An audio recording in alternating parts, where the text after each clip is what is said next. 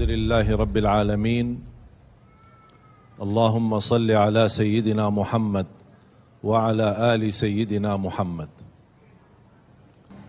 Kita dalam segala urusan dunia mengambil keputusan, kita harus bermusyawarah. Tapi kalau dalam hal ibadah tidak semestinya bermusyawarah. Artinya kalau kita mau laksanakan kewajiban kita, masa kita bermusyawarah dulu? Allah Subhanahu wa taala memanggilkan kita untuk menunaikan salat kita 5 waktu, tidak perlu dimusyawarahkan.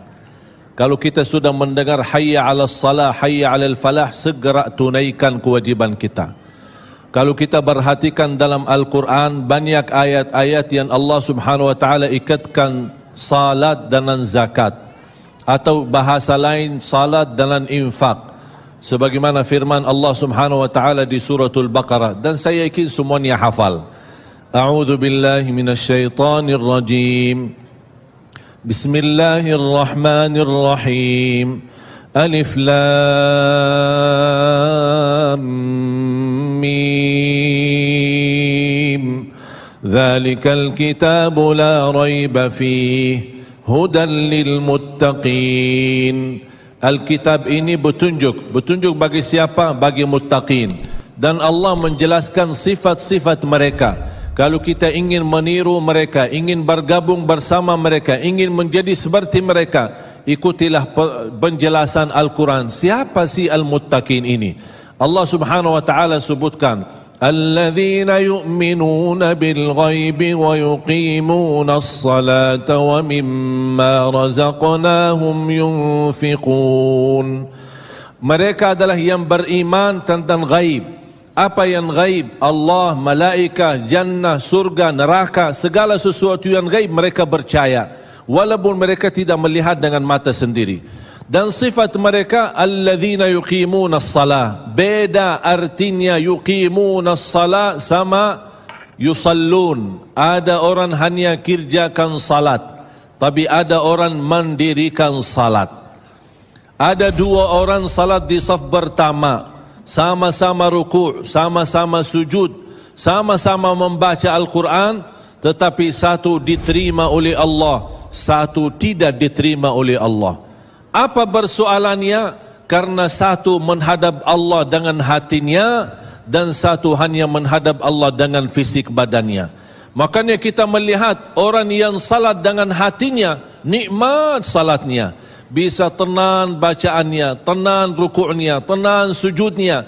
Beda sama orang yang buru-buru melaksanakan salat. Saya pernah masuk satu masjid, habis saya tahiyatul masjid duduk. Saya melihat seorang baru masuk dan juga tahiyatul masjid. Saya melihat gerakan salatnya, subhanallah, bukan subhanallah, na'udzubillah. Luar biasa cepat. Saya hanya menangkapi bacaan gerakan salatnya. Saya baca Al-Fatihah. Saya baru selesai waladdallin amin. Dengan saya mencuba bagaimana bandingkan bacaan Al-Fatihah dengan salat beliau, dia sudah sampai ke tahiyat. Padahal baru saya selesai surat Al-Fatihah. Salat apa ini yang kita kerjakan? Banyak orang-orang berlomba-lomba seolah-olah ada juara. Siapa yang paling cepat selesai salat dapat juara 1. Inilah yang terjadi dalam keadaan kita. Makanya kita merasa tidak nikmat salat kita. Yang kita hanya kejar seminar khusyuk dalam salat, latihan khusyuk dalam salat. Sebenarnya Bapak Ibu biar faham, tidak ada perintah dalam Al-Quran memerintahkan salat yang khusyuk. Tidak ada perintah dari Rasul salat yang khusyuk.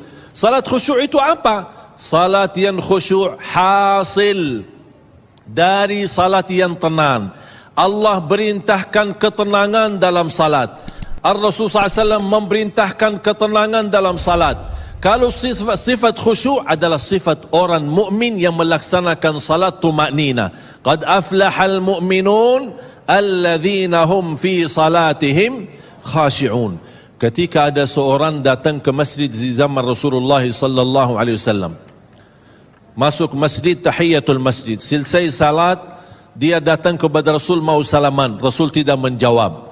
Bahkan Rasul berkata, salli fa innaka lam tusalli. Salatlah karena kamu belum salat. Dia pergi ke depan, salat lagi, selesai balik lagi bertemu Rasul. Mau salaman, Rasulullah SAW tidak menjawab. Salli fa innaka lam tusalli. Salat dulu karena kamu belum salat. Sampai 3 kali dikasih tahu oleh Rasulullah SAW. Akhirnya orang berkata, mohon maaf ya Rasulullah, saya tidak tahu selain ini salatku. Gimana? Kata Rasulullah SAW, fa idza qumta faqum mutma'inna. Kalau berdiri, berdiri tenang, tumaknina. Tumaknina salah satu rukun di dalam salat. Tidak sah salat seorang tanpa Al-Fatihah, betul? Sama tidak sah salat seorang tanpa tumaknina. Baca tenang, rukuk yang tenang, sujud yang tenang, wallahi akan terasa nikmat. Dari hasil ketenangan dan upaya dan ikhtiar kita akan muncullah rasa khusyuk. Karena khusyuk bukan sesuatu yang datang dari luar, tapi khusyuk sudah ada di dalam hati. Tinggal bagaimana cara dikelola, bagaimana bisa dikembangkan cara salat yang tenang.